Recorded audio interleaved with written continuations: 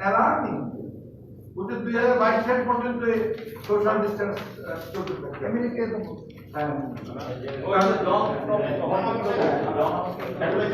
তারপরে আপনার বলছে যে 3 crore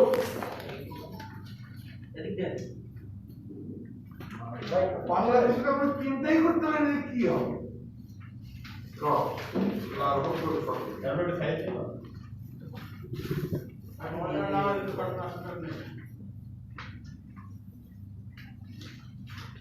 শুরু করবো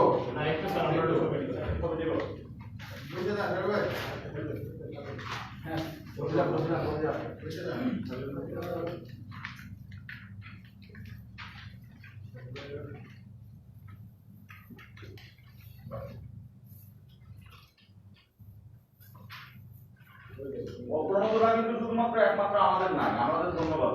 যত এই জন্য আজকে আমি সেদিনও বলছি, আজকে আমরা জোর দিয়ে বলবো।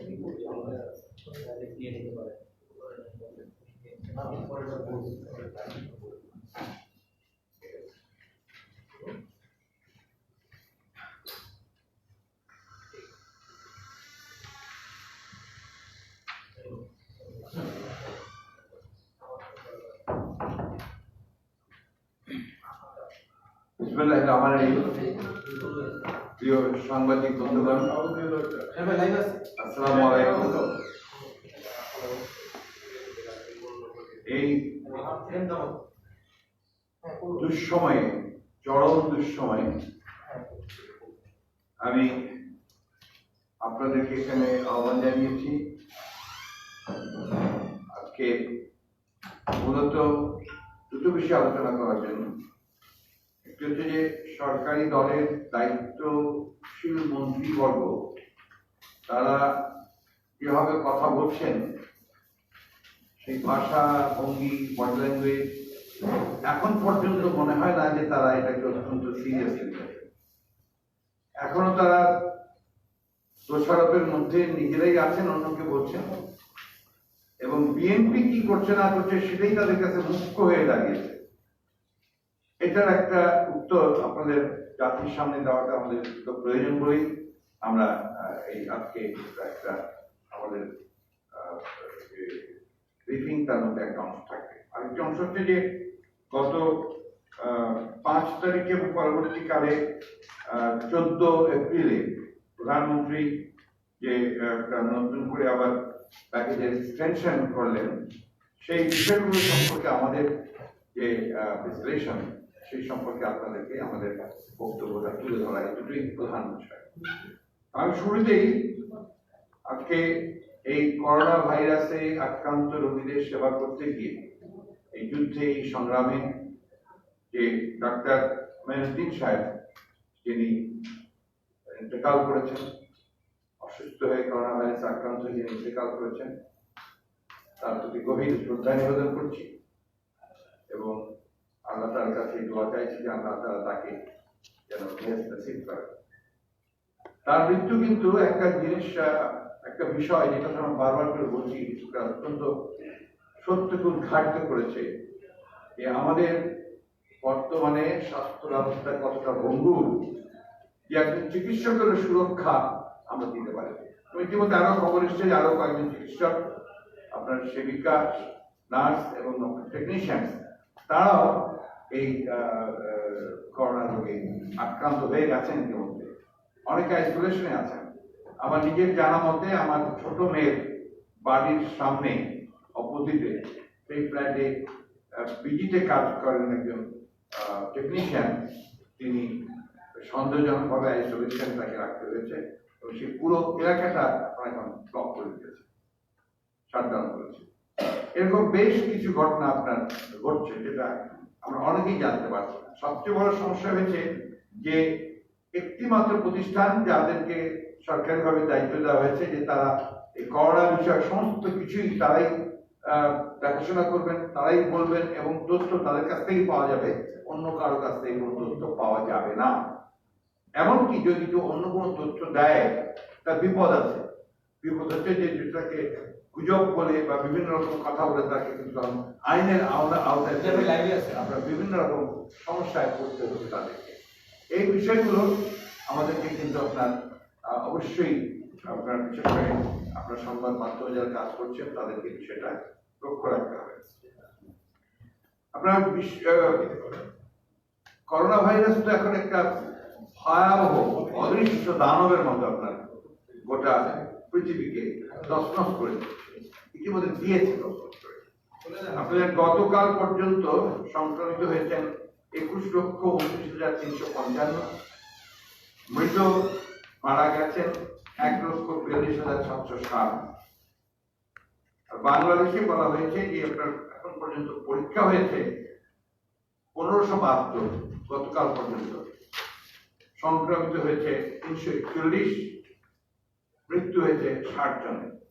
কিন্তু টেলিফোনে যে কল যাচ্ছে সে কল কিন্তু লক্ষাধিক কল রিসিভ করছেন, কিন্তু কিটসের অভাবে বিভিন্ন পরীক্ষার যে সুযোগ সুবিধার অভাবে পরীক্ষাগুলো করা সম্ভব হচ্ছে। যে কথাটা আমরা প্রথম থেকেই বলে আসছি যে মূল সমস্যা হচ্ছে কিন্তু পরীক্ষা পরীক্ষা পরীক্ষা পরীক্ষা এটাকে সবচেয়ে বেশি গুরুত্ব দিয়ে, যদিও আজকাল বিভিন্ন জায়গায় বলা হচ্ছে যে অনেকগুলো হাসপাতাল করা হয়েছে, আবার যুক্ত করা হয়েছে, সেটা পরীক্ষা হবে, কিন্তু যেটা ছড়িয়ে গেছে ইতিমধ্যে ঢাকা থেকে যে বেরিয়ে গেলেন সবাই, আপনার বিদেশ থেকে এসে কোয়ারেন্টাইন থেকে বের হয়ে গেলেন, তারা ছড়িয়ে পড়েছে, যার ফলে আজকে সারা বাংলাদেশকে স্বাস্থ্য মন্ত্রণালয়কে গতকাল ঝুঁকিপূর্ণ দেশ, সমগ্র দেশকে ঝুঁকিপূর্ণ দেশ ঘোষণা করতে হয়েছে। এই বিষয়গুলো আমরা বহু আগে থেকে বলে আসছি। আপনারা জানেন যে চীনের করোনা ভাইরাস যে আবির্ভাবের সঙ্গে সঙ্গে পরে পরে আমরা কিন্তু এই বিষয়গুলোর নিয়ে কথা বলেছি, আমরা লিফলেট দিয়েছি, আমরা মাস্ক বিতরণ করেছি এবং সেটা জনগণের মধ্যে বিতরণ করেছি। এটা আপনারাই এই সমস্ত সংবাদ এবং আপনি সমস্ত খবরগুলো আপনারা প্রচার করেছেন। দুর্ভাগ্য যে আমাদের তথ্যমন্ত্রী সাহেব সেগুলো দেখতে পান না। তিনি বারবার বলে যাচ্ছেন এবং আওয়ামী লীগের লোকেরাও বলছে যে আমরা কিছু না কাজ করেই শুধু কথাই বলছি। এটা একেবারেই সত্য নয়। আপনারা জানেন যে আমরা ইতিমধ্যে সারা দেশে আমাদের দলের ভারপ্রাপ্ত চেয়ারম্যান মহোদয় তিনি 24 মার্চ অর্থাৎ যেদিন ম্যাডাম বেরোলেন তার আগের দিন তিনি জাতির উদ্দেশ্যে একটা বক্তব্য দিয়েছিলেন, ভাষণ দিয়েছিলেন। সেই ভাষণে তিনি তার সমস্ত বক্তব্য দেওয়ার পরে সেরপর শেষে তিনি দলের নেতা কর্মীদেরকে আহ্বান জানিয়েছিলেন যে নিজেকে নিরাপদ রেখে সুস্থ এবং যারা আপনার দুর্দশাগ্রস্ত মানুষ আছেন তাদের পাশে গিয়ে দাঁড়াতে হবে। এবং তারই ধারাবাহিকতায় আপনার মনে আছে নিশ্চয়ই যে ম্যাডাম যেদিন বেরোলেন তিনি বাসায় আসার পরেও আমি বলেছিলাম যে ম্যাডামও বলেছেন যে এখন দলের নেতা কর্মীদেরকে নিজেকে নিরাপদ রেখে বিপর্যস্ত মানুষের পাশে গিয়ে দাঁড়াতে হবে। তারই ধারাবাহিকতায় কিন্তু আমরা প্রত্যেকটা জেলায় উপজেলায় আমাদের দল, আমাদের সহযোগী সংগঠন তারা কাজ করছে। ইতিমধ্যে আপনারা দেখেছেন যে একটা প্রেস রিলিজ গতকাল না পরশু দেওয়া হয়েছে দলের পক্ষ থেকে, কোন কোন জেলায় কোন কোন উপজেলায় কারা কি কাজ করছেন সেগুলো একটা বিশদ বর্ণনা গেছে। সেটাও কিন্তু আপনার পুরো হতে পারেনি, কারণ ইনফরমেশন কালেক্ট করা খুব কঠিন। আমি জানি যে সারা দেশে প্রত্যেকটি জেলা উপজেলায় আমাদের দল, অঙ্গ সংগঠন, স্বেচ্ছাসেবক দল, যুব দল, তারপর আপনার সহযোগী সংগঠন, আমাদের ছাত্র দল, দুঃখিত ছাত্র দল এবং doctor association of Bangladesh, Ziaur Rahman foundation, তারা প্রচুর কাজ করছেন এবং কতগুলো ভিজিবল আপনারা দেখছেন। আপনারা যে বেসিন লাগানো বস্তি এলাকাগুলোতে, স্প্রে করা সমস্ত আপনার বস্তি এলাকাগুলোতে, এবং আপনার তারা নতুন করে হটলাইন তৈরি করেছেন, যে হটলাইনে আপনি চিকিৎসা নিতে পারবেন তাদের কাছ থেকে। এই কাজগুলো তারা করেছেন জিয়াউর রহমান ফাউন্ডেশনের পক্ষ থেকে। এভাবে সমগ্র দেশেই আপনারা দেখেছেন যে সিলেটে প্রায় 70,000 পরিবারকে আপনার খাদ্য বিতরণ করা হয়েছে। খুলনাতে সমস্ত মহানগরে প্রত্যেকটি ওয়ার্ডে ওয়ার্ডে খাদ্য বিতরণ করা হয়েছে। চট্টগ্রামের প্রত্যেকটি ওয়ার্ডে ওয়ার্ডে খাদ্য বিতরণ করা হয়েছে। কুমিল্লার প্রত্যেকটি ওয়ার্ডে, মহানগরের কথা বলছি, ওয়ার্ডে ওয়ার্ডে খাদ্য বিতরণ করা হয়েছে। একইভাবে রাজশাহী, বরিশাল তাই হচ্ছে। এবং প্রত্যেকটি জেলায় উপজেলাতে আমাদের যারা প্রার্থী ছিলেন সংসদ নির্বাচনে বা আগে এমপি ছিলেন, মন্ত্রী ছিলেন, তারা নিজেরাই তাদের নিজস্ব উদ্যোগে তারা তাদের এলাকাগুলোতে এই দুস্থ মানুষের মাঝে তারা ত্রাণ বিতরণ করছেন। সুতরাং যখন তারা এই কথা বলেন, এই কথাগুলো আমার ধারণা যে কমপক্ষে 5 লক্ষ পরিবারের কাছে আমাদের সাহায্য ইতিমধ্যে সারা দেশে পৌঁছেছে এবং এটা অনগোয়িং প্রসেস, কন্টিনিউ করছে এবং এটা কন্টিনিউ করবে যতটুকু করে। একটা জিনিস মনে রাখতে হবে যে আমরা তো একেবারে বিরোধী দল। অত্যন্ত সুপরিকল্পিত ভাবে আমাদের যারা ব্যবসা বাণিজ্য করতেন সেই উপজেলা থেকে শুরু করে একেবারে আপনার উপরে পর্যন্ত তাদের সকলের ব্যবসা বাণিজ্য কিন্তু নেই বললেই চলে। তাদেরকে ব্যাংক ঋণ দেওয়া হয় না, তাদেরকে বিভিন্ন রকম সমস্যা তৈরি করা হয়। যারা দোকান করেন তাদের দোকান নিয়ে নেওয়া হয়েছে, এগুলো হয়েছে। এর মধ্যেও কিন্তু এর মধ্যে আমরা দুস্থ মানুষের পাশে দাঁড়িয়ে। সুতরাং তারা এই কথাগুলো বলে শুধুমাত্র তাদের যে ভয়ঙ্কর ভুলগুলো হচ্ছে, মারাত্মক ভুলগুলো হচ্ছে, সেগুলো থেকে জনগণের দৃষ্টি অন্যদিকে নিয়ে যাওয়ার জন্য তারা এই ধরনের কথাগুলো বলছেন এবং বিএনপি কিভাবে পরামর্শ করছেন। আমরা খুব দৃঢ়তার সঙ্গে বলছি যে আমাদের সর্বশক্তি নিয়ে আমরা জনগণের পাশে দাঁড়িয়েছি, জনগণের পাশে আমরা দাঁড়িয়ে থাকবো। প্রিয় বন্ধুগণ, এবার আমি আসি আমাদের যে সরকার যে গত পরামর্শের আগের দিন বিকেল বেলা খুব সুন্দর একটা দৃষ্টিনন্দন পরিবেশের মধ্য দিয়ে প্রধানমন্ত্রী আপনার ভাষণ দিয়েছেন। আমি সেটা বিষয়ে ওই ভাষণের প্যাকেজ বিষয়গুলো সম্পর্কে আপনাদের সামনে কিছু কথা বলবো। একটু বড় কপি দিয়ে দিচ্ছি আপনাদের কাছে, আমি সেই জন্য আপনার সব জায়গাগুলো না পড়ে কিছু কিছু আপনার স্কিপ করে যাবো।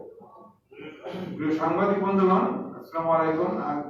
বিগত 4 এপ্রিল বাংলাদেশ জাতীয়তাবাদী দল বিএনপির পক্ষে করোনা জনিত প্রভাব মোকাবেলায় 87,000 কোটি টাকা ইকোনমিক প্যাকেজ জিডিপির 3% ঘোষণা করলে আওয়ামী লীগের সাধারণ সম্পাদক প্রস্তাবিত প্যাকেজের ভেতরে না গিয়েই খুব কটু ভাষায় আমাকে, বিশেষ করে বিএনপিকে ব্যক্তিগত আক্রমণ করেন, প্যাকেজ থেকে কল্পনা বিলাস করে প্রত্যাখ্যান করেন। অথচ পরের দিনই প্রধানমন্ত্রীর 72,500 কোটি টাকা প্রণোদনা প্যাকেজ ঘোষণা এবং 1 বৈশাখ ঠিক নয়, আগের বিকেল বেলা 27 উপলক্ষে প্রদত্ত ভাষণে সর্বমোট 95,619 কোটি টাকার অর্থনৈতিক প্যাকেজ ঘোষণা প্রমাণ করে যে বিএনপি ঘোষিত প্যাকেজটি ছিল বাস্তব ভিত্তিক, একটি সুচিন্তিত ও সময়োপযোগী প্রস্তাবনা। দুর্ভাগ্য আমাদের যে একটা বিরোধী দলের কাছ থেকে একটা প্রস্তাব এসে, যে প্রস্তাবটার উপর ভিত্তি করে আমরা বলি না যে এটাই আপনার চূড়ান্ত, এটাই হক, সবকিছু ঠিক আছে, কিন্তু এটাকে ভিত্তি করেই কিন্তু আপনার ডিবেট হতে পারতো, আলোচনা হতে পারতো, এবং থেকে একটা সুপ্রস্তাব নিয়ে কথা বলতে পারতেন না যে না এটা একটা ভালো প্রস্তাব এসছে, আমরা একটু আলোচনা করতে। সেটা করেননি, উল্টো ওইভাবে বলেছেন, তারপরে তিনি তারা আবার একটা দিয়েছেন। প্রিয় সাংবাদিক বৃন্দ, প্রধানমন্ত্রী ঘোষিত 95,619 কোটি টাকার অর্থনৈতিক প্যাকেজটি কলে বলে বড় হলেও এটি মূলত একটি শুভঙ্করের প্যাকেজ। আমি সেটা আপনাদের কাল দিয়েছি। প্যাকেজটি পর্যালোচনা করে দেখা যায় যে প্রণোদনা বলা হলেও মূলত অধিকাংশই ব্যাংক নির্ভর ঋণ প্যাকেজ, যা বিভিন্ন সেক্টরের ব্যবসায়ী মহলকে দেওয়া হবে ব্যাংক গ্রাহক সম্পর্কের ভিত্তিতে। এতে সরকারের প্রণোদনা নিতান্তই অপ্রতুল। যেমন গার্মেন্টস বাণিজ্যের জন্য 5,000 কোটি ঋণ, শিল্প ও সার্ভিস সেক্টর মালিকদের জন্য 30,000 কোটি ঋণ, ক্ষুদ্র মাঝারি শিল্পের মালিকদের জন্য 20,000 কোটি ঋণ, কৃষিখাতে 5,000 কোটি ঋণ, ইডিএফ সম্প্রসারণ 12,750 কোটি টাকা ঋণ, প্রি শিপমেন্ট ক্রেডিট ফিন্যান্স স্কিমে 5,000 কোটি ঋণ সহ সর্বমোট 77,750 কোটি টাকা ঋণ প্যাকেজ ঘোষণা করা হলেও এর মধ্যে সরকার সুদের ভর্তুকি বাবদ দেবে 3,000 কোটি টাকা মাত্র। অর্থাৎ 77,750 কোটি টাকা ঋণ প্যাকেজের মধ্যে মূলত সুদ ভর্তুকির 3,000 কোটি টাকাই হচ্ছে সরকারি প্রণোদনা। অবশিষ্ট অর্থ সরকারি, বেসরকারি ব্যাংক এবং সেন্ট্রাল ব্যাংক তাদের স্বাভাবিক ব্যাংক গ্রাহক সম্পর্কের ভিত্তিতে বিতরণ করবে। এতে সরকারের খরচ হবে মাত্র 3,000 কোটি টাকা, আর বাকি অর্থ আসবে ব্যাংক সূত্র থেকে। প্রশ্ন হচ্ছে, ব্যাংকগুলোর অবস্থা তো বর্তমানে খুবই শোচনীয়। নজিরবিহীন ব্যাংক লুট, লক্ষ কোটি টাকার অধিক ঋণ খেলাপি, সুশাসনের অভাব ব্যাংকগুলো এমনিতেই নিদারুণ লিকুইডিটি ক্রাইসিসে ভুগছে। চলতি অর্থ বছরে সরকার ঘাটতি অর্থায়নের লক্ষ্যে ইতিমধ্যেই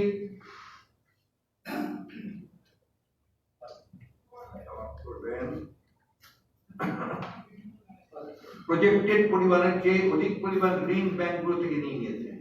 বর্তমানে রেমিটেন্স প্রবাহ প্রায় বন্ধ। সামনের দিনে অবস্থা অধিকতর খারাপ হবে। সরকার রাজস্ব আহরণে বাধা চলছে। সামনে চাহিদার ঘাটতির কারণে গ্রাহকদের ডিপোজিট প্রবাহ নেতিবাচকই থাকবে।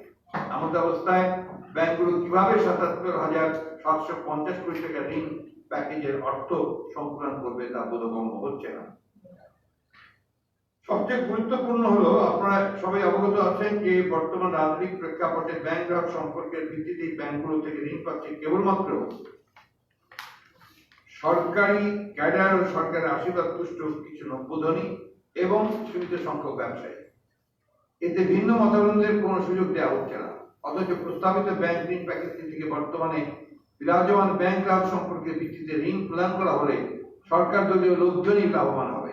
প্রকৃত ক্ষতিগ্রস্ত ব্যবসায়ীরা ঋণ প্যাকেজের সুবিধা থেকে বঞ্চিত হবে বলে আমাদের আশঙ্কা।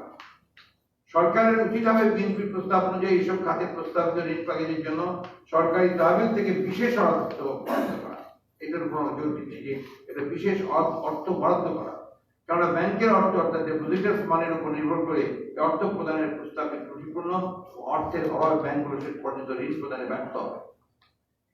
প্রিয় সাংবাদিক বৃন্দ, বিগত বছরগুলোতে পোশাক শ্রমিকরা বাংলাদেশকে যথেষ্ট দিয়েছেন। তাদের দুঃসময়ে রাষ্ট্রের এমন ঋণ পরিশোধের সময় করোনা জনিত শাটডাউনের ফলে কাজ যোগ না দেওয়ার কারণে কোনো গার্মেন্টস শ্রমিককে কোনো ছাঁটাই করা না হয়, সরকারকে তা নিশ্চিত করতে হবে। গার্মেন্টস শিল্পকে বাঁচাতে হলে মালিক শ্রমিককে সমন্বয় করে কাজ করতে হবে। বিজেএমএ এবং সরকারের সমন্বয় দরকার। এই সমন্বয়ের চরম অভাবের কারণে এই শিল্পে অরাজকতা সৃষ্টি হয়েছে।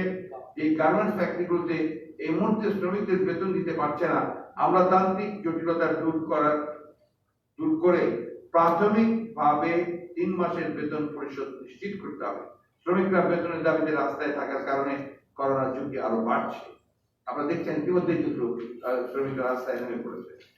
সরকার প্রণীত নীতিমালা অনুযায়ী ঘোষিত 5,000 কোটি টাকা ঋণ ব্যাংক থেকে যেসব প্রতিষ্ঠানের মোট উৎপাদিত পণ্যের 80% পণ্য রপ্তানি হয়, কেবলমাত্র সেসব প্রতিষ্ঠানের শ্রমিকদের বেতন ভাতার জন্য ঋণ দেওয়া হবে।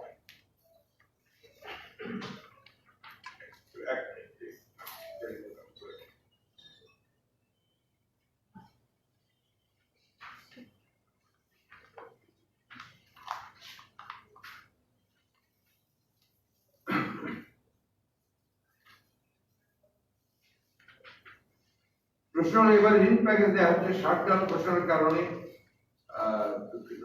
এই বছরগুলোতে পোশাক শ্রমিকরা বাংলাদেশকে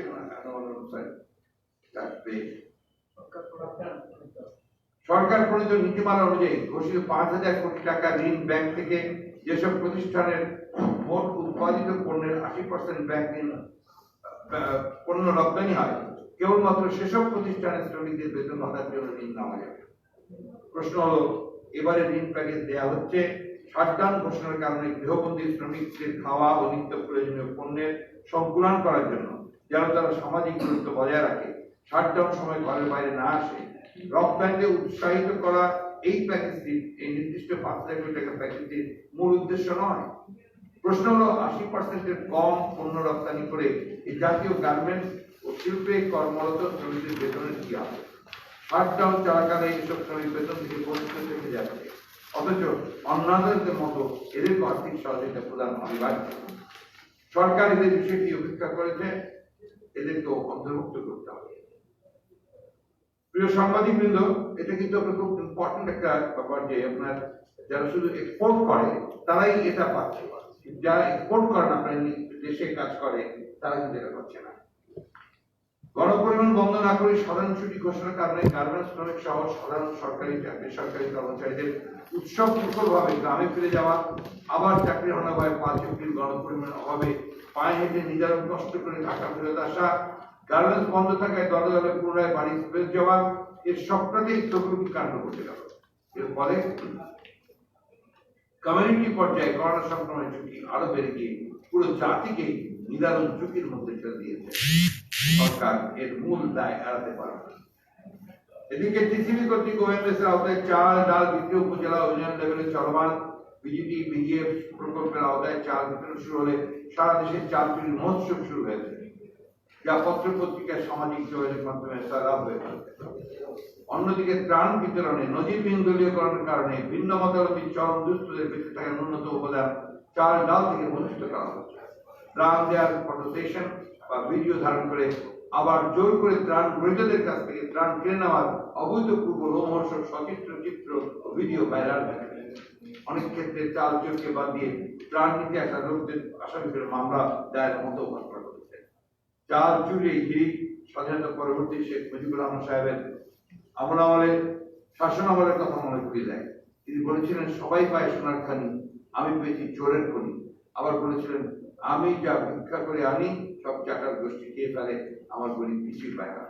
এই জন্যই বিএনপি প্যাকেট প্রস্তাবনায় বারবার গুরুত্ব সহকারে সুপারিশ করেছে সামরিক বাহিনীর মাধ্যমে ত্রাণ বিতরণ করার কথা। সর্বাত্মক দলীয়করণের এই নষ্ট সময়ে সরকার দলীয় কর্মী ও ক্রাউডদের ত্রাণ বিতরণ বা আর্থিক প্রণোদনা বিতরণে যেন সম্পৃক্ত করা হয়, এই কথার উপর আমরা জোর দিচ্ছি। আমরা বারবারই কথা বলে এসেছি যে ত্রাণ বিতরণের সামরিক বাহিনীকেই সম্পৃক্ত করতে হবে। এবং এখন তো সামরিক বাহিনী রাস্তায়, আমরা তাদেরকে মাঠেই যাওয়ার কথা বলছি, অর্থাৎ এই ত্রাণ বিতরণ করতে গিয়ে তারা মাঠে যাবেন এবং সমস্ত ব্যবস্থাপনাটাই তারা নিজেরাই দেখভাল করবেন। কারণ এটা আমাদের যে অভিজ্ঞতা, আমরাও আপনাদের মনে থাকতে পারে যে 2002 সালে একেবারে এরকম খরার একটা ব্যবস্থা সুযোগ হয়েছিল, খরার সৃষ্টি হয়েছিল। সে সময় আমরাও কিন্তু আপনার এইভাবে সামরিক বাহিনীকে দিয়ে ত্রাণ বিতরণের ব্যবস্থা যেটা করে খুবই সুষ্ঠু ত্রাণ বিতরণ করা হয়েছিল আমার যদি মনে পড়ছে। আমরা হতাশার সঙ্গে লক্ষ্য করছি দেশের এরকম একটা পরিস্থিতিতে সংবেদনশীল নানা বিষয়ে সরকারের নীতি নির্ধারণী পর্যায়ে অস্থিরতা, সিদ্ধান্তহীনতা, বিলম্বিত সিদ্ধান্ত গ্রহণ প্রবণতা পরিলক্ষিত হচ্ছে।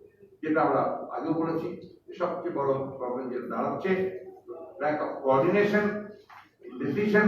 আপনি খেয়াল করে দেখেন প্রত্যেকটা জিনিস আপনার পরে আসছে। আমি দেখলাম গতকাল আপনার ডাক্তারদের আবাসনের জন্য হোটেল কিছু ব্যবস্থা করা হয়েছে। এই কথা আমরা আগে বলেছিলাম যে লোকেশন দেখে হাসপাতালগুলোতে বা ডাক্তারদের ব্যবস্থা করা করলেন, অনেক পরে করে যখন ইতিমধ্যে ডাক্তার নার্সরা কিন্তু আবার ঝুঁকির মধ্যে পড়ে গেছে এবং তাদের পরিবারগুলো ঝুঁকির মধ্যে পড়েছে। কারণ তারা তো বাসায় ফিরে যায়, ফিরে গিয়ে কিন্তু সেখানে সব যাওয়ার সুযোগটা থেকেই যাবে। এই কারণে আমরা বলেছিলাম যে যারা ডিউটি করবেন তারা হাসপাতাল থেকে এসে হোটেল থাকবেন, থেকে আবার যখন শেষ হবে তখন আবার সেখানে আপনার 14 দিনের কোয়ারেন্টাইন করে যখন তাকে এই ব্যবস্থা করা উচিত বলে মনে হয়।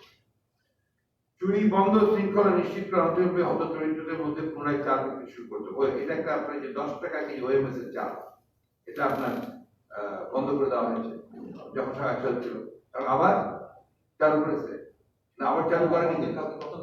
গতকাল বলেছে যে রেশন কার্ডের কার্ড সিস্টেম করে দেওয়া হবে বলেছে। আমি জানি না যে আপনার ওএমএস এর 10 টাকার চাল রেশন কার্ড করে কিভাবে দেবে, কারণ যারা আপনি এটা তো ফ্রি ছিল ওএমএস এর মতো যখন দিয়ে যাবে দিতে পারবে। তো এখানে যে এখন বিক্রি করার যে ব্যবস্থাপনাটা ওই যে 6 ফিট দূরে দূরে রেখে বিক্রি করা, সেটাই তারা নিশ্চিত করতে পারে। এটা পরিবর্তন করা দরকার ব্যবস্থাপনার মধ্যে এবং সেটা সেইভাবে আপনার চাল থেকে আবার বিক্রি শুরু করা দরকার। প্রিয় সাংবাদিকবৃন্দ, এই কারণে করোনা পরিস্থিতি, আর্থিক সমস্যা মোকাবেলা ও ত্রাণ বিতরণ নজরদারি করার জন্য যে জাতীয় টাস্ক ফোর্স গঠনের উপর আমরা বারবার প্রত্যারোপ করেছিলাম। এতে সুসমন্বিত, সুচিন্তিত, সুবিবেচনা প্রসূত সিদ্ধান্ত গ্রহণে সহায়ক হবে। আমরা পুনরায় এই জন্য জাতীয় টাস্ক ফোর্স গঠনের উপর গুরুত্ব আরোপ করছি। টাস্ক ফোর্সের আওতায় বিভিন্ন রাজনৈতিক দলের পাশাপাশি সশস্ত্র বাহিনী সহ বিভিন্ন বাহিনী, জনপ্রতিনিধি, সুশীল সমাজের প্রতিনিধি, সাংবাদিক ও স্থানীয় প্রশাসনকে সম্পৃক্ত করে ত্রাণ বিতরণে একটি স্থায়ী প্রাতিষ্ঠানিক ব্যবস্থা গড়ে তোলার প্রয়োজন বলে আমরা মনে করছি। নোবেল বিজয়ী অমর্ত্য সেনের ভাষায় কোনো খাদ্যের ঘাটতি নয়, খাদ্য বন্টনে অনিয়ম, দুর্নীতি, সিদ্ধান্তহীনতা, সুশাসনের অভাব দুর্ভিক্ষের কারণ হতে পারে। করোনা প্রসূত নানামুখী সংকট দীর্ঘমেয়াদে বিলম্বিত হতে পারে বলে অনেকে মনে করছে।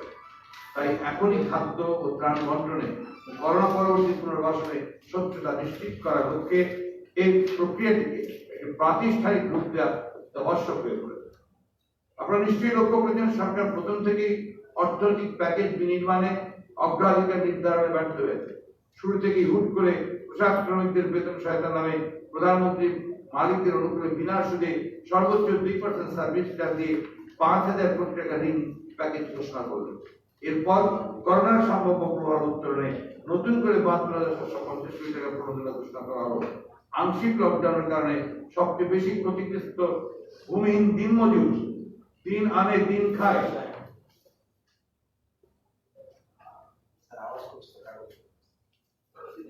দিন আনে দিন খায় এ শ্রেণীর শ্রমিক ও গরিব দুস্থ জনগণ, কৃষি, মৎস্য, পোল্ট্রি, ডেয়ারি খাত, বিধবা, বয়স্ক স্বামী নিগৃহীতা প্রভৃতি অসহায় শ্রেণী উপেক্ষিত থেকে যায়।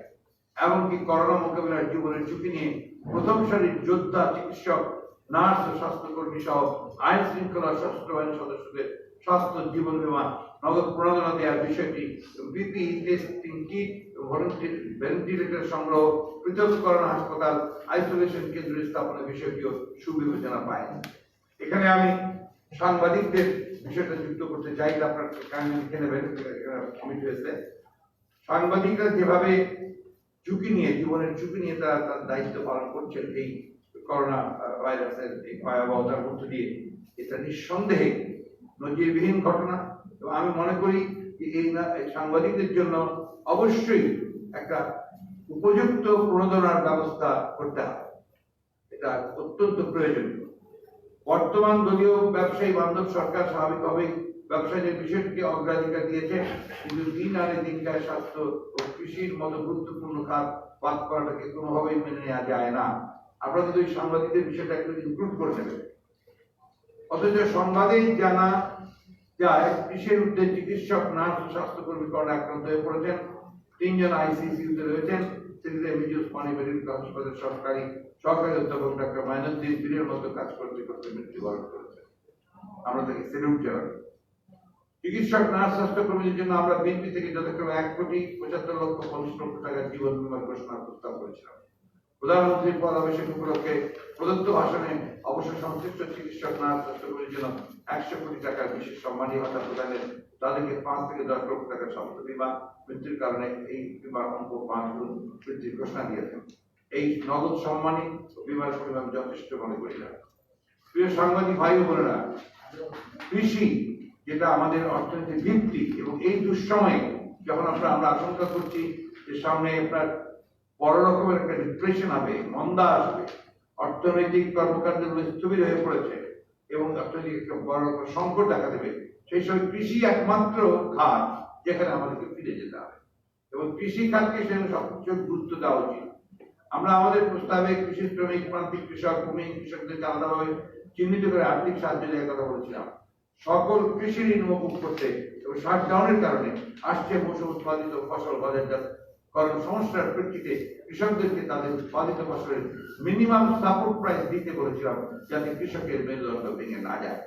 সামনে বড় কাটা হয়ে গেছে, প্রায় এবার আশা করা হচ্ছে যে 2 লক্ষ টন 2 কোটি টন আপনার বড় উৎপাদন হবে। 2 কোটি টন বড় কিনবে, বাজার কোথায়, বাজার সিস্টেমটা কোথায়? Everything has crashed. এখন তো আপনার কোনো কিছু কাজ করছে না, হাট বাজারে আপনার ধান কেনা করতে হবে। এর জন্য সরকারের ব্যবস্থা করা দরকার ছিল, বাজারজাতকরণের বিষয়টাকে গুরুত্ব দিয়ে এবং সরকার বলছে মাত্র 2 লক্ষ টন কিনবে। 2 লক্ষ টন কিনলে কিছু আমাদের অনেক বেশি কিনতে হবে। এবং এই সিস্টেমটাকে চালু করতে হবে, অর্থাৎ আপনাকে মিলগুলো, ফ্যাক্টরিগুলো, আপনার চালের কলগুলো, এগুলো কিন্তু এখন সব বন্ধ হয়ে আছে। এগুলো কিন্তু আবার চালু করার ব্যবস্থা নিতে হবে বিভিন্ন নিরাপত্তা রক্ষা করে।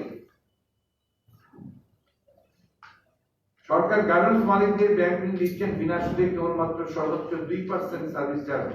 বড় বড় শিল্প প্রতিষ্ঠানকে 4.5% সুদে, এসএমই গুলোকে 4% সুদে ব্যাংক ঋণ দেওয়ার ঘোষণা দেওয়া হয়েছে। বড় বড় শিল্প প্রতিষ্ঠানের প্রদেয় ঋণের 50% সরকার ভর্তুকি দেবে। অর্থাৎ কৃষি খাতের রানিং ক্যাপিটাল তো নেই, 5% কৃষি ঋণ দেওয়া হচ্ছে।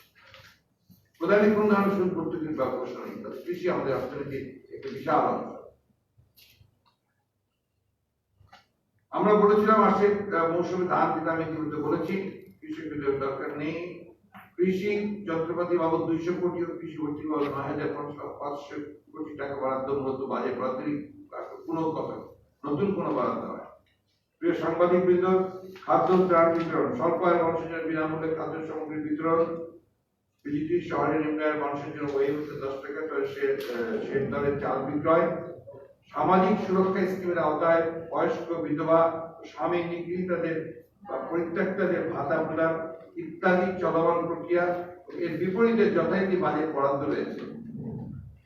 অতএব এই খাতে বরাদ্দকৃত যথাক্রমে 2,503 কোটি, 251 কোটি, 815 কোটি টাকা করোনা জনিত কারণে সরকারের কোনো নতুন বরাদ্দ নয়।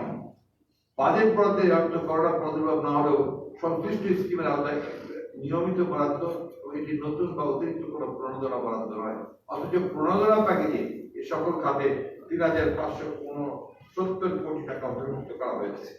অপরদিকে আমরা প্রস্তাব করেছিলাম এই সকল খাতে সরকারি তহবিল থেকে 8,000 কোটি টাকা অতিরিক্ত বরাদ্দ করার জন্য, যাতে গরিব সাধারণের উপকারের পাশাপাশি বাজারের চাহিদা বৃদ্ধি পায়, অর্থ প্রবাহ সংকট কিছুটা হলেও প্রশমিত হয়।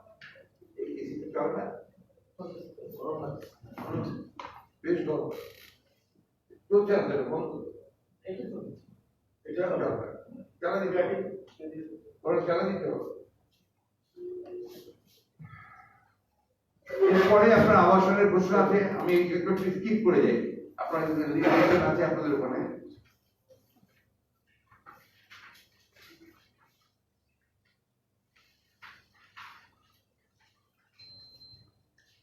সরকার 95,619 কোটি টাকার আর্থিক প্যাকেজ ঘোষণা করলো। এটি মূলত রূপ দেখানো আইওয়াস মাত্র, কেননা ঘোষিত প্যাকেজের অধিকাংশ হয় সরকারি বেসরকারি ব্যাংকে গচ্ছিত ডেপোজিটের পানি থেকে ব্যাংক গ্রাহক সম্পর্কের ভিত্তিতে প্রদীয় ব্যাংক ঋণ অথবা বাংলাদেশ ব্যাংকের চলমান ঋণ প্রকল্প, নয়া সৃষ্ট pre shipment credit finance scheme ঋণ এবং কৃষি খাতের চলতি মূলধন বাবদ 750 কোটি টাকা, অথবা বাজেটে বরাদ্দকৃত অর্থ গার্মেন্টস 5,000 কোটি, বৃহৎ শিল্প 30,000 কোটি, এসএমই 20,000 কোটি, ইডিএফ সম্প্রসারণ 12,750, pre shipment credit finance scheme 5,000 কোটি, কৃষি খাতে চলতি মূলধন বাবদ ঋণ 5,000 কোটি, মোট 77,750 কোটি টাকা।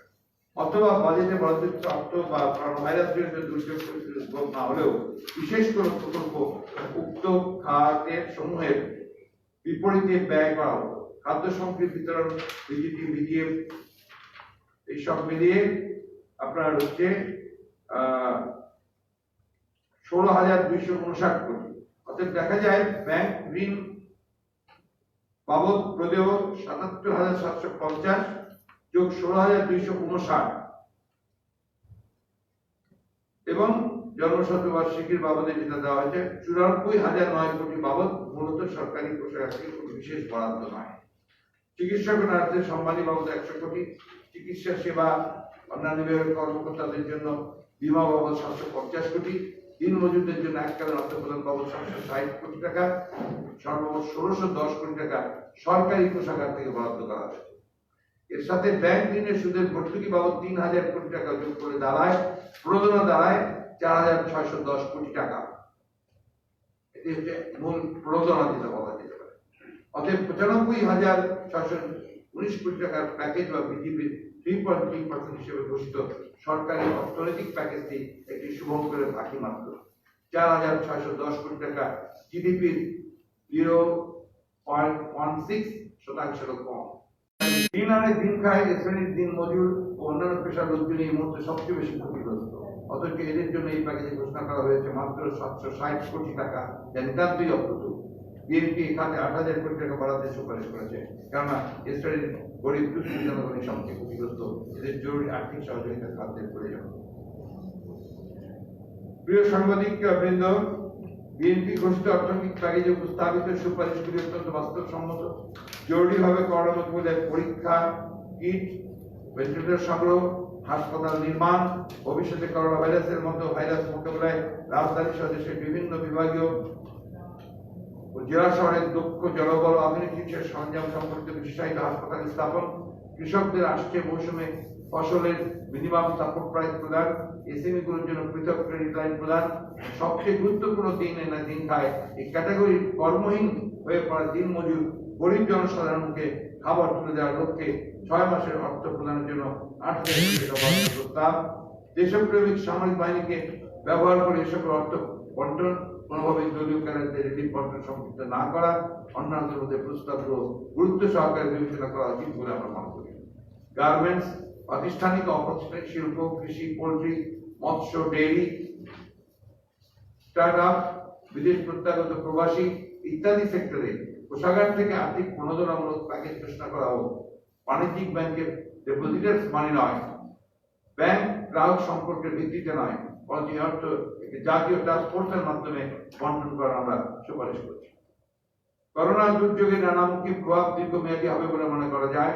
এমত অবস্থায় করোনা পরিস্থিতি মোকাবেলার লক্ষ্যে সুসমন্বিত সুবিবেচিত কর্মপরিকল্পনা গ্রহণ, ত্রাণ বিতরণ, বিভিন্ন সেক্টরে প্রণোদনা ও ঋণ প্যাকেজ বন্টন ইত্যাদি বিষয়ে সরকারকে পরামর্শ দেওয়ার জন্য পুনরায় একটি জাতীয় টাস্ক ফোর্স গঠনের প্রস্তাব করছি। এই টাস্ক ফোর্সে বিভিন্ন রাজনৈতিক দলের প্রতিনিধি, সুশীল সমাজের প্রতিনিধি, বিশিষ্ট সাংবাদিক, বিশিষ্ট চিকিৎসক, অর্থনীতিবিদ, সমাজ বিজ্ঞানী, সশস্ত্র বাহিনী ও অন্যান্য বাহিনীর প্রতিনিধিদের অন্তর্ভুক্ত করে একটি জাতীয় ঐক্য মত সৃষ্টি করে টাস্ক ফোর্স অর্থবহ শুরু করার মাধ্যমে কার্যকরী পদক্ষেপ গ্রহণ করা এখন সময়ের দাবি। আমি সব শেষে যে কথাটা বলতে সবসময় যেটা বলি, চতুর্দিকে তো আপনার অন্ধকার এবং হতাশা, এবং ওয়ার্ল্ড হেলথ অর্গানাইজেশন থেকে আমেরিকা আবার ফান্ডিং বন্ধ করে দিয়েছে। এর মধ্যেও আবার নতুন করে নাকি তারা আবার লকডাউন খুলে দিতে চাচ্ছে, খুলে দেবে হয়তো, আরেকটা দেশে হয়তো দেখলাম লকডাউন খুলে দিচ্ছে। এই পরিস্থিতির পৃথিবীর অবস্থা সামগ্রিকভাবে কি দাঁড়াবে আমি কিন্তু অনেক কিছুটা কনসিভ পর্যন্ত করতে পারছি না, বুঝতেও পারছি, রিয়ালাইজ করতে পারছি। এটুকু বোঝা যাচ্ছে যে গ্রেট ডিপ্রেশন, গ্রেট ডিপ্রেশন, এবং বহু সংখ্যক মানুষের প্রাণহানি হবে। আমাদের মতো স্বল্পোন্নত দেশ, আমাদের মতো দরিদ্র দেশ, আমাদের মতো কারিগরি ব্যবস্থায় প্রযুক্তিতে পিছিয়ে পড়া দেশ, আমাদের এক্স্যাক্টলি ভবিষ্যতে কি হবে আমরা হয়তো নিজেও সেটা এখনই বুঝতে পারছি না। তারপরে বলতে হবে, যদিও সন্ধ্যা আসিছে মন্দ মন্থরে, সব সঙ্গীত গেছে ইঙ্গিতে থামিয়া, তবু বিহঙ্গ ওরে বিহঙ্গ মোর, এখনই অন্ধ বন্ধ করা পারে। আমাদেরকে লড়াই করতে হবে, করোনার বিরুদ্ধে অবশ্যই সে লড়াই আমাদের জয়ী দিতে হবে। ধন্যবাদ।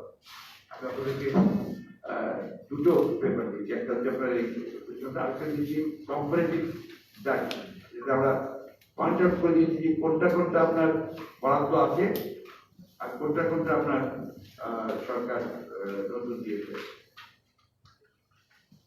বাজেট বরাদ্দ থেকে দেওয়া হয়েছে, আপনার ব্যাংক ঋণ থেকে বাজেট বরাদ্দ দেখবেন আমরা উল্লেখ করে দিয়েছি। এগুলো কিন্তু আপনার পুরো অ্যানালিসিস এর মধ্যে পাবেন আপনারা। ঠিক আছে তো? এটা প্রশ্ন হ্যাঁ বলেন। সেটা হচ্ছে যে গতকাল সারা দেশে যে ঘোষণা করলো সরকার ঝুঁকিপূর্ণ এখন তো ঝুঁকিপূর্ণ মানে ঝুঁকিতে ঝুঁকি, এই ঝুঁকিপূর্ণ অবস্থায় সরকার ঠিক কোন বিষয়গুলোকে এখন গুরুত্ব দেওয়া দরকার বা কোন বিষয়? সবার আগে যে আপনার স্বাস্থ্য, যে চিকিৎসা, আপনার টেস্ট, যেটা বলা হয়েছে টেস্ট, এবং তাদেরকে আপনার স্বাস্থ্য ব্যবস্থা দেওয়া, সেবাটা দেওয়া সবচেয়ে আগে, এবং যাদেরকে আপনার আইসোলেট করছে, আইসোলেশন না হচ্ছে, এদের মধ্যে সবচেয়ে বড় যেটা আপনার দেখা গিয়েছে যে যারা দিন আনে দিন খায় দিন মজুর যাদেরকে বলা হচ্ছে ঘরে থাকো, ঘরে থাকলে তো আর খাওয়া পাচ্ছে না, এদেরকে আপনার খাদ্য পৌঁছানো, ত্রাণের ব্যবস্থা করা, তাদেরকে বাঁচিয়ে রাখার ব্যবস্থা করা, এটি সবচেয়ে গুরুত্ব পাওয়া উচিত, টপ প্রায়োরিটি।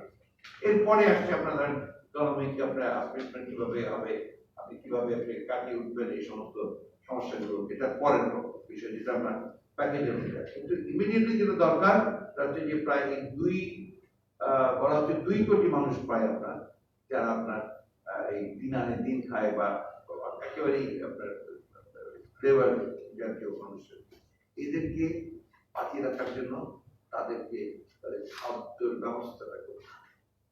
এবং সেটার জন্য হচ্ছে যে এটার জন্য উপযুক্ত যে সামরিক বাহিনী, তারা স্থানীয় যে প্রশাসন আছে, আপনার প্রতিনিধি আছে, জনপ্রতিনিধি আছে, রাজনৈতিক দল আছে, সমাজ সংগঠন আছে, তাদেরকে নিয়ে তাদেরকে তৈরি করে দিতে, তারা এটা খুব সহজেই করছে। এটা যদি হয়েছে একবার এই কাজগুলো হয়েছে তাদেরকে দিয়ে, এটা এই জন্য বলা হচ্ছে যে তাদের যে সাংগঠনিক যে দক্ষতা এবং তাদের আপনার যে চুরির মধ্যে যে থাকবে না, এই জিনিসটা আপনার সবচেয়ে বেশি প্রয়োজন হয়ে যায়। একটা প্রশ্ন আগের প্রেস কনফারেন্সে আপনি বলেছিলেন স্যার, সেটা হচ্ছে যে এই মোকাবেলায় করোনার পরিস্থিতি হচ্ছে সব দল মত বিশেষ একটা সম্মিলিত উদ্যোগে এবং সবাই একসাথে কাজ করার আহ্বান জানিয়েছে। সেই আহ্বানে আপনি দেশব্যাপী রাজনীতি আমরা দেখতে পাচ্ছি, গতকাল তো অনেক মন্ত্রী বা আপনাদের বিরুদ্ধে আপনারা ট্রান্সফার না দিয়ে কথা বলছেন, সমালোচনা করছেন। এই প্রেক্ষাপটে স্যার এই আহ্বানটা কতটা গুরুত্ব বহন করে এবং এখন না, বিষয়টা হচ্ছে যে আপনার সংলাপের আহ্বান জানাবেন। এখানে বিষয়টা হচ্ছে যে আপনার একটা রাষ্ট্রের তো আপনার কোন চালিকা শক্তি হচ্ছে সরকার। সরকার যদি জনগণের কোনো সঙ্গে সম্পর্ক না থাকে, কোনো দায় দায়িত্ব থাকে না, একেবারে যে অ্যাকাউন্টেবিলিটি, মানুষের প্রতি দায়বদ্ধতা, কমিটমেন্ট, এটা থাকে না। যার ফলে সরকার এটা উপলব্ধি করছে না যে এখন যেটা দরকার হচ্ছে যে সবাইকে একখানে আনা এবং তাদেরকে একটা ধারণা সৃষ্টি করা যে আমরা যা কিছু করছি ঐক্যবদ্ধভাবে করছি।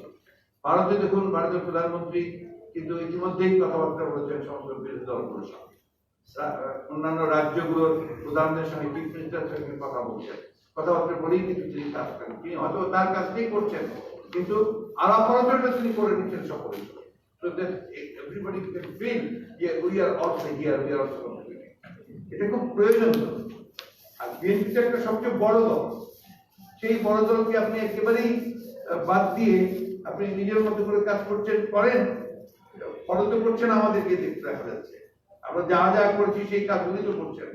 তো সেটাকে আপনার একটা সুন্দর সুষ্ঠু পরিবেশ তৈরি করে এই গালিগালাজ গুলো বাদ দিয়ে, সমস্ত কথাবার্তা বাদ দিয়ে আসল জায়গাতে আসুন, যেটা আপনারা আমরা বারবার করে বলছি, এই দুস্থ মানুষগুলোকে বাঁচানোই হচ্ছে সবচেয়ে বড়।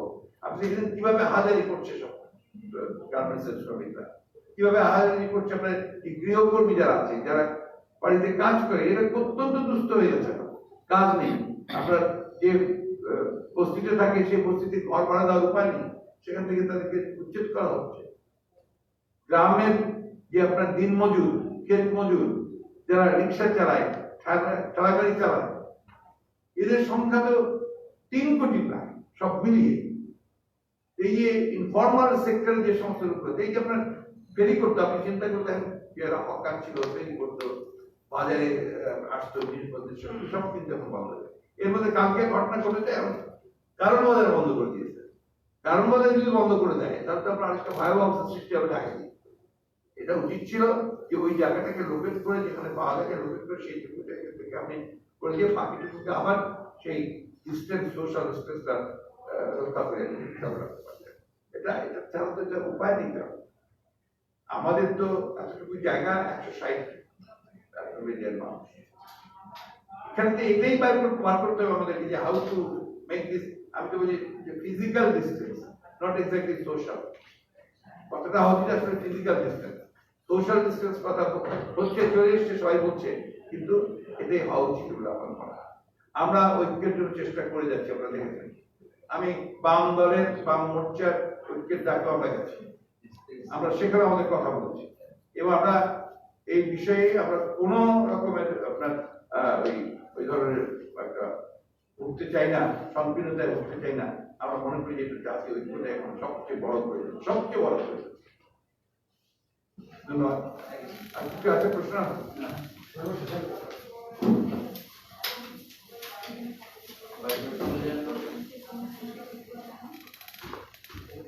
ওইটা ইম্পর্টেন্ট, ওই যে পাশে যা পিছিয়ে দিয়ে ওটার মধ্যে এটা আসলে এটা তাদের অ্যান্সার করা দরকার। মানে ওয়ার্ডটা সুন্দর হ্যাঁ